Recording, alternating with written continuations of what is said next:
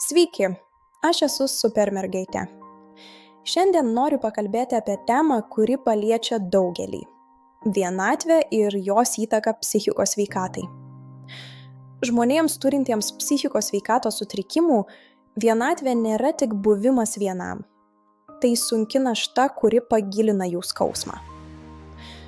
Kai kurios negalios yra nematomos. Mes jas vadiname skaidriomis negaliomis. Jos nesimato iš išorės, bet jų poveikis yra didžiulis. Socialinė stigma ir baimė būti nesuprastam dažnai stumia žmones į izoliaciją. Tai sukuria uždarą ratą, kurį sunku nutraukti.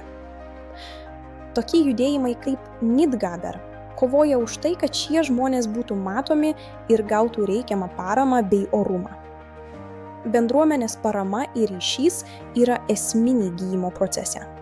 Niekas neturėtų jaustis pamirštas ar paliktas vienas. Ištieskime ranką vieni kitiems.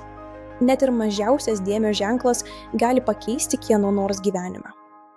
Kurkime atviresnę visuomenę. Atminkite, jūs nesate vieni. Kartu mes galime įveikti vienatvę ir sukurti šviesesnę ateitį visiems.